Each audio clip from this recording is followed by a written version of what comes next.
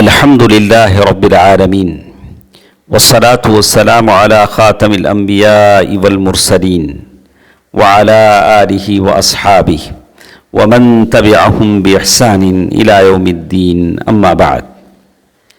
محترم حضرات، روزے کے آداب کے تعلق سے بہت ساری باتیں ہمارے ساتھ گزشتہ درسوں میں تھیں۔ ہم نے سحری کے بارے میں سنا، پھر افطار کے بارے میں، اور آج کے اس درس میں ہم لوگ سنتے ہیں تقوی کے بارے میں، اس لیے کہ تقوی یہ روزے کا بہت ہی لازمی حصہ ہے، لازمی جز ہے۔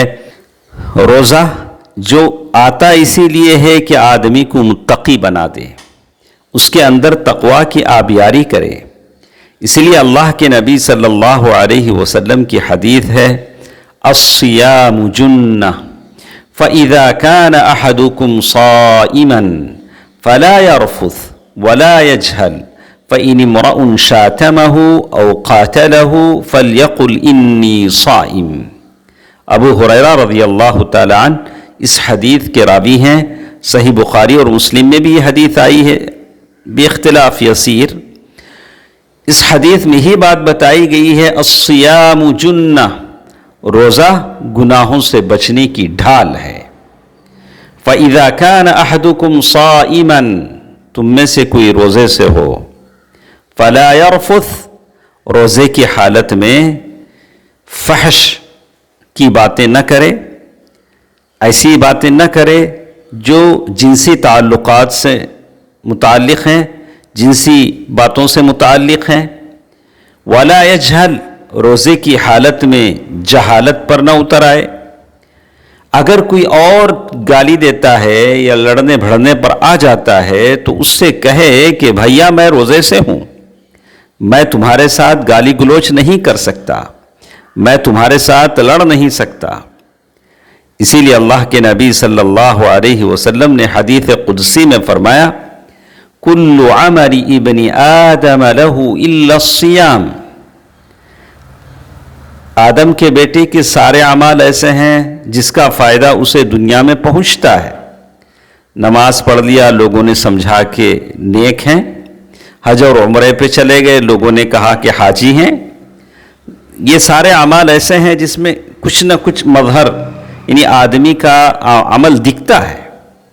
الا الصیام، لیکن روزہ ایسا ہے کہ کسی اور کو نہیں معلوم ہوتا سوائے اللہ اور اس کے بندے کے۔ اسی لیے کہا فَإِنَّهُ لِي وَأَنَا أَجْزِي بِهِ، روزہ آدمی میرے لیے رکھتا ہے اور میں اس کا بدلہ دوں گا۔ اللہ کے نبی صلی اللہ علیہ وسلم نے فرمایا، اللہ تعالیٰ نے کہا وَالَّذِي نَفْسُ مُحَمَّدٍ بِيَدِهِ، قسم ہے اس ذات کی جس کے ہاتھ میں محمد کی جان ہے صلی اللہ علیہ وسلم، لَخَلُوفُ فَمِ الصَّائِمِ أَطْيَبُ عِندَ اللَّهِ مِنْ رِيحِ الْمِسْكِ، روزہ دار کے منہ سے جو بو آتی ہے، حقیقت میں وہ بو معدے سے آتی ہے، کہا کہ اللہ تعالیٰ کے پاس مشک کی خوشبو سے زیادہ پسند ہے۔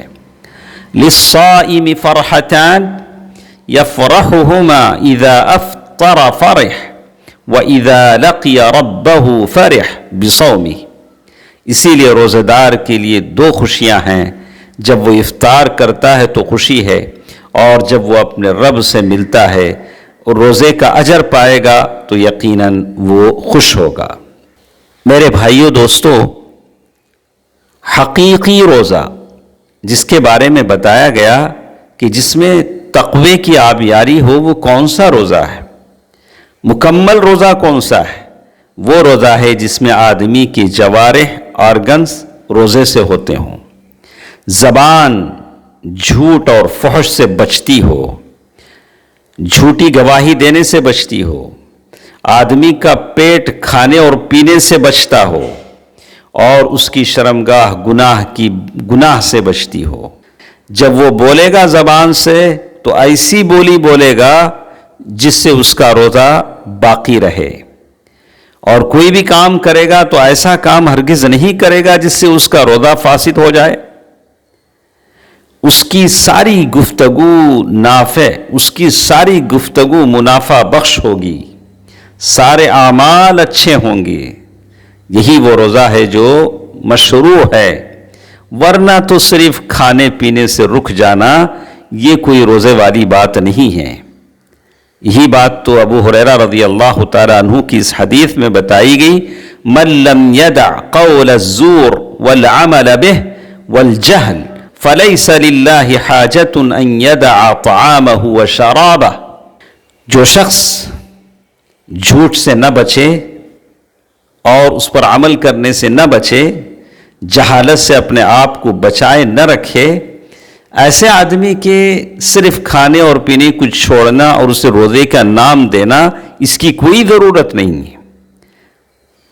تو دوستو عزیزو، آپ نے سمجھا کہ حقیقی روزہ یہ ہے کہ آدمی کے ہاتھ پیر گناہوں سے بچے رہیں، یہی تقوی کا مظہر ہے، اور پیٹ کھانے پینے سے بچے رہے۔ جیسے کھانا پینا روزے کو ختم کر دیتا ہے، اسے فاسد کر دیتا ہے، ویسے ہی گناہ روزے کے ثواب کو ختم کر دیتے ہیں۔ آدمی ایسے ہو جاتا ہے جیسے اس نے روزہ رکھا ہی نہیں۔ تو اللہ تعالیٰ سے ہم سب دعا کرتے ہیں کہ اللہ تعالیٰ اس روزے کو ہمارے لیے تقوی کا ذریعہ بنائے، جیسے اللہ تعالیٰ نے قرآن مجید میں کہا ہے۔ اچھی طرح یاد رکھیں، تقوی اس دل میں بستا ہے، تقوی اس دل میں ہوتا ہے جس دل میں اللہ اور اس کے رسول سے محبت ہوتی ہے، شرک سے، بدعتوں سے اور رسم و رواج سے آدمی کو نفرت ہوتی ہے۔ اور تقوی اس دل میں بستا ہے جس دل میں بغض، عداوت، کینہ، اس طرح کی چیزوں کو جگہ نہیں ہوتی۔ ہم اپنے دل کی صفائی کر لیں تاکہ اس میں تقوی کو بسا سکیں۔ اللہ تعالیٰ مجھے اور آپ کو توفیق دے، آمین۔ والسلام علیکم ورحمۃ اللہ وبرکاتہ۔